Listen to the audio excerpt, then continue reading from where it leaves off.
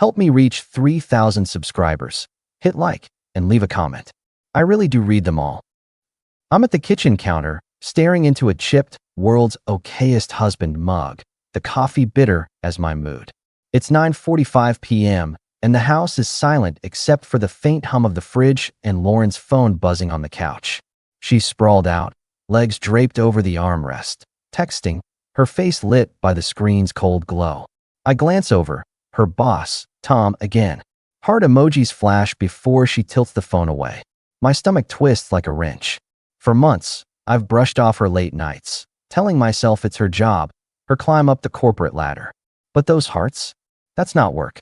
That's a punch to my gut. I shift in my chair, the wood creaking under my weight. Long day at the office. She doesn't look up, fingers flying over the screen. Yeah, Tom's got us buried. Buried enough for hearts and winks at 10 at night. Her fingers freeze. She snaps her head up, eyes sharp as knives. What's that supposed to mean, Mike? I set my mug down, slow, deliberate, the ceramic clinking against the counter. Just wondering why my wife's texting her boss like he's her high school crush. She scoffs, tossing her phone onto the cushion with a thud. It's work, Mike. Don't make it something it's not.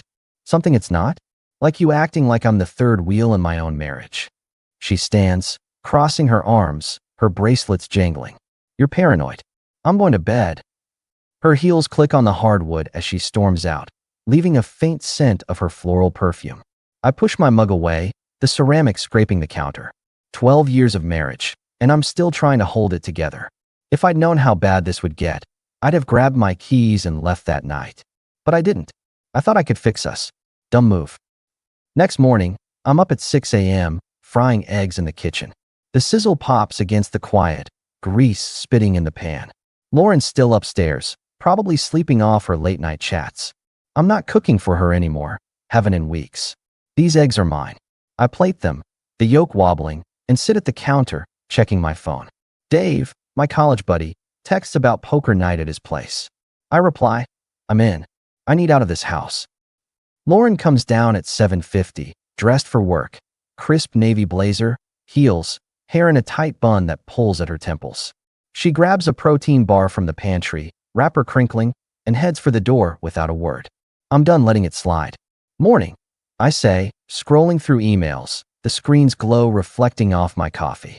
She pauses, hand on the knob, her purse swinging slightly. I'm late, Mike. Late, but not too late to text Tom at midnight. Her shoulders stiffen. She turns, glaring, her earrings glinting under the kitchen light. You're obsessed. It's pathetic. I set my phone down, leaning back, the chair groaning. Pathetic's pretending your husband's a piece of furniture. She laughs, sharp and mean, like glass breaking. Maybe if you weren't so needy, I'd want to be here. I tilt my head, voice low. Needy's expecting my wife to remember she's married? Nice to know on the spare tire. You're blowing this out of proportion, she snaps, then slams the door. The frame rattles, a picture of us in happier times tilting on the wall. I finish my eggs, cold now, and make a call. No more waiting for her to care. I'm rewriting the rules. I dial my boss at the engineering firm and switch to remote work 3 days a week. No more racing home to an empty house for a conversation that never happens. I also shift my gym sessions to evenings, same time Lauren's stuck at work. Then I transfer half our savings to a new account, change the locks on my office, my space, my rules, and start logging her late nights and work calls past midnight. If she's living her own life, I'm not bankrolling it. I text Dave, confirming poker night, and pull up apartment listings on my laptop, the screen casting a blue glow across the counter. I'm not moving yet, but I'm ready. 3 months back, we're at a brewery, a rare night out. The place is packed, exposed brick walls, the clink of glasses, and the sharp tang of hops in the air. Hipsters in flannel crowd the bar, their laughter mixing with a lo-fi playlist humming through overhead speakers. I'm talking about a new bridge design at work, tight deadlines, the kind of thing Lauren and I used to geek out over in our grad school days. She's sipping a sour ale, its amber glow catching the light, scrolling her phone, nodding without listening. You ever put that thing down? I ask, tapping my pint glass, the condensation slick under my fingers. She glances up, annoyed, her earrings swaying. It's work, Mike. Not everything's about you. I raise an eyebrow, swirling my craft beer. Didn't say it was. Thought we were on a date. She sighs, loud, like I'm a chore, and sets her glass down with a clink. You're always on me about something. I flick the bottle cap across the table, watching it spin into a napkin. Just thought my wife might want to talk instead of texting her boss. She leans forward, eyes narrowing. Maybe I'd talk if you had something worth hearing. I lean back, smirking, though my chest tightens. Ouch. Guess I'll save my Pulitzer-worthy stories for someone who shows up. She rolls her eyes, grabbing her phone again. You're impossible.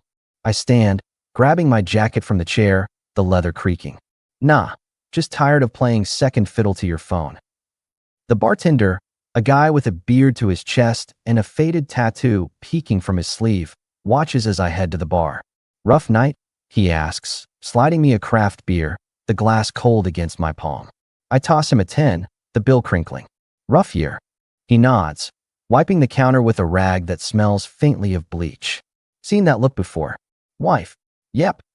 He leans on the bar, his voice low, gravelly. Mine used to do the same. Phone glued to her hand. Always work. Turned out work, had a sports car, and a beach house. You got a plan. I sip my beer, the bitterness sharp. Working on it. He chuckles, low, and slides a bowl of pretzels my way. Get out before it eats you alive, man. Trust me. I nod, glancing at Lauren in the bar mirror, smiling at her phone in a way she hasn't smiled at me in months. The bartender's words linger, heavy as the yeasty air. I don't ask who she's texting. I know. That night, I cancel our planned weekend trip to Chicago. No discussion, just a quick email to the hotel, the click of my laptop echoing in the quiet house. If she's not showing up for me, I'm not showing up for her plans. A month later, we're at a dinner party at our neighbors, the Wilsons. Their dining room glows with candles, the table draped in crisp linen, plates clinking as guests pass roasted vegetables and carved steak. Everyone's dressed like they're in a catalog, blazers, dresses, polished shoes. Lauren's in a black dress, hair loose, laughing too loud at something Tom says. He's here, her boss, all slick smiles and cologne that screams money, his watch glinting under the chandelier. I'm across the table, talking to Mark Wilson about the baseball team's latest choke, but I catch Lauren's hand on Tom's arm, lingering too long, her fingers brushing his sleeve.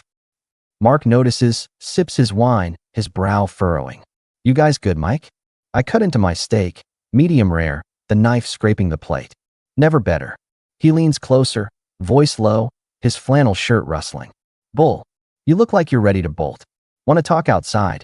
I shake my head, forcing a grin. Just enjoying the show. Karen, Mark's wife, joins us, setting down a tray of cheesecake, the plates clattering softly. She's Lauren's friend, always quick to take her side, her earrings sparkling as she moves. Mike, you're quiet tonight. Trouble in paradise. I fork a piece of steak, chewing slowly. Paradise is Lauren's department, Karen. I'm just the groundskeeper. She laughs, sharp, mean, her wineglass tilting. Maybe if you spice things up, she wouldn't be so distracted. I raise an eyebrow, voice cool. Spice things up? Like giggling with her boss all night. Karen smirks, glancing at Lauren, who's now by the dessert table with Tom, their heads close. She's just networking, Mike. Don't be so sensitive. Mark shoots her a look, his jaw tight. Ease up, Karen. Let the man eat. I nod at him, grateful, then stand, pushing my chair back with a scrape. Gonna grab some air. Outside on the Wilsons' patio, the cool night air smells of damp grass and charcoal from a neighbor's grill. The stars are faint, drowned by city lights. Mark follows me out, his boots scuffing the stone. Mike, for real, something's off. You don't have to play tough guy with me. I lean against the railing, the metal cold under my palms. She's checked out, Mark. Been that way for months. I'm just catching up. He sighs, rubbing his neck. Saw it at the last block party. She was all over that guy. You don't deserve that. I nod, staring at the dark lawn. Appreciate it. I'm handling it. He claps my shoulder, his grip firm. You need a beer or a couch, you know where I'm at. 2 weeks later, we're in the living room. A home renovation show droning on the TV, the sound of power tools and chipper hosts filling the silence. I'm trying to pitch a weekend trip to Duluth. Lake views, hiking, a bed and breakfast to break the ice. Lauren's on the couch, scrolling, barely listening, her thumb flicking across the screen. Duluth could be nice, I say, flipping through a guidebook, the pages crinkling. Fresh air, some time away.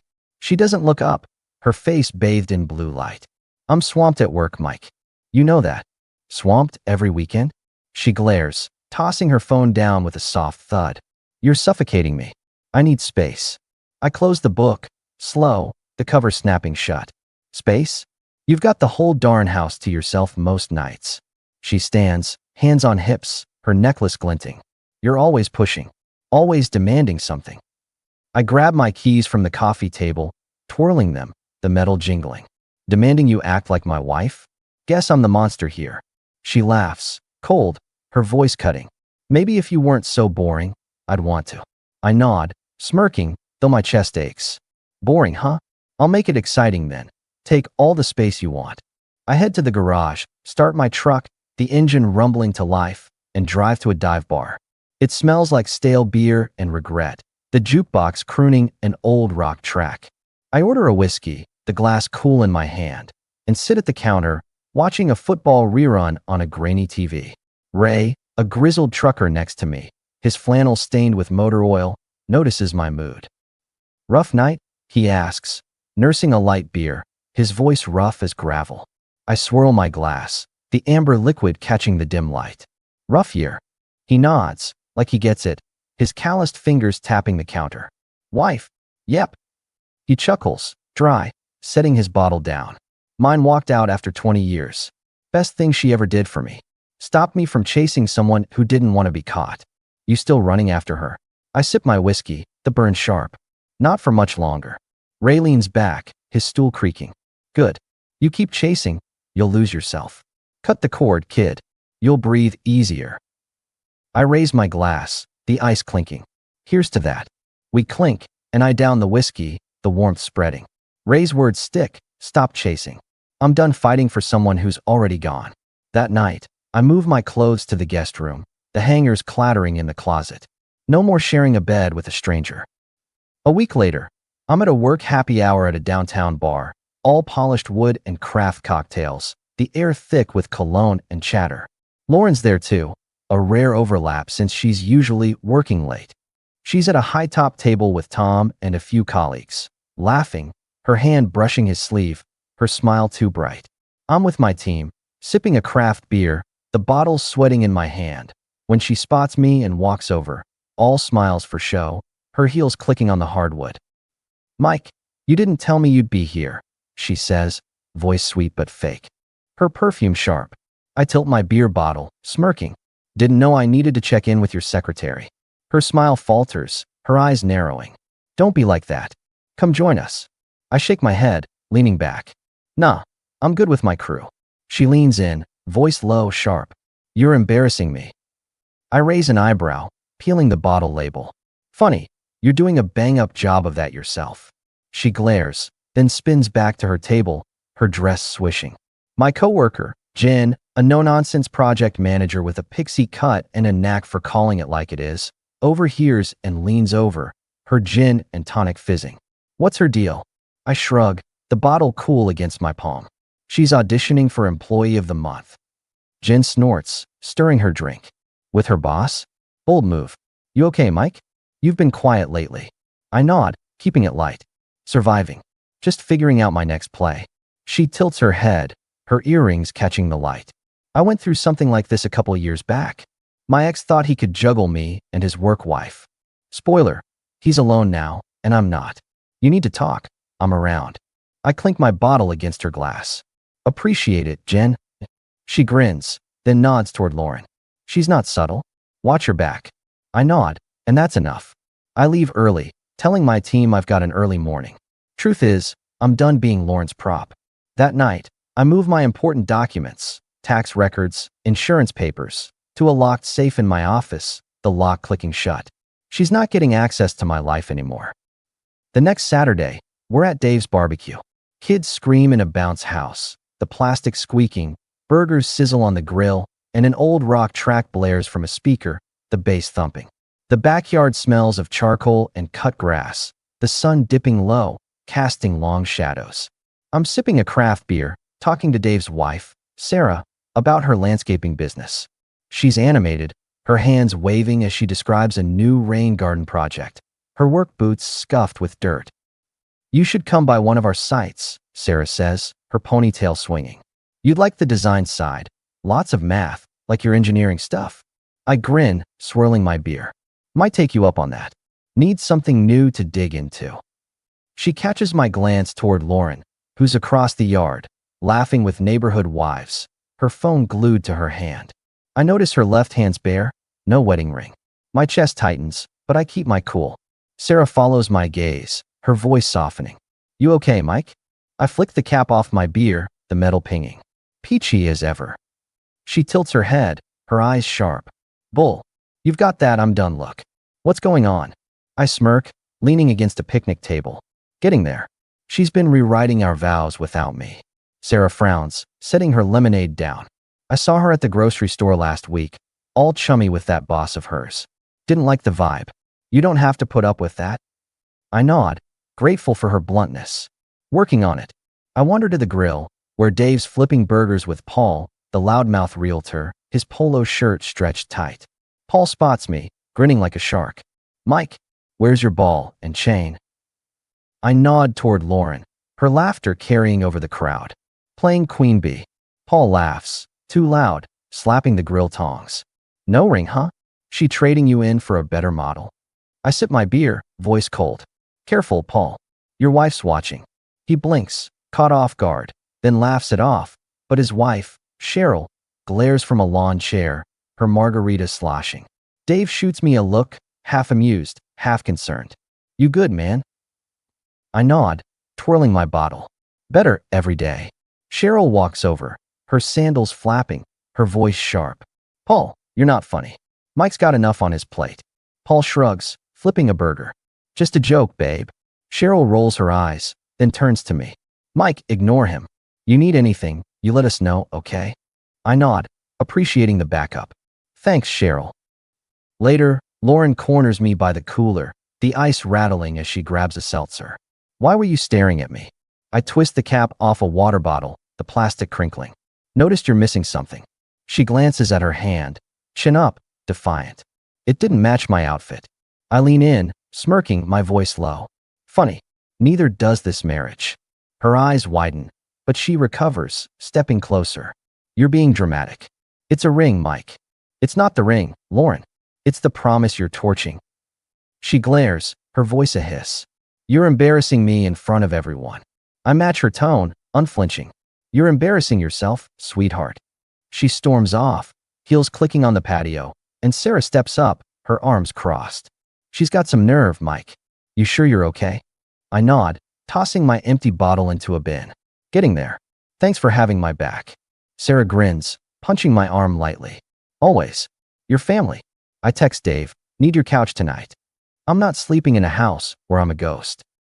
That night, while Lauren's at a corporate event, I pack a duffel bag, clothes, toothbrush, laptop, the zipper loud in the quiet house. I leave a note on the counter. "At Dave's. Figure out what you want. No, please, just facts." I drive to Dave's, the radio off, the engines hum enough noise. Dave's guest room smells like fabric softener and old books, the pull-out couch creaking under my weight. I settle in, the quiet a relief. Next morning, I sign and submit the documents to end the marriage. I text Lauren a single line. "The paperwork is filed. Let her stew." She blows up my phone, calls, texts, voicemails about how I'm ruining everything and making her look bad. One message threatens to tell everyone I neglected her, pushed her away. I don't bite. Instead, I forward a screenshot of her text with Tom to her company's HR, with a note. "Thought you should know about their inappropriate messages.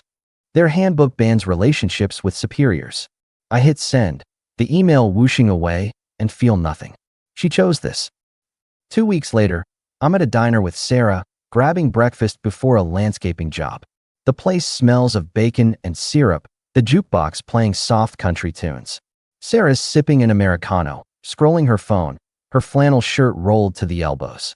"Heard Lauren got canned," she says, not looking up. I cut into my pancakes, the fork scraping. "Yeah. Tom too. HR didn't like their cozy chats." I sip my coffee, black, the steam curling. What a shame. Sarah smirks, setting her phone down.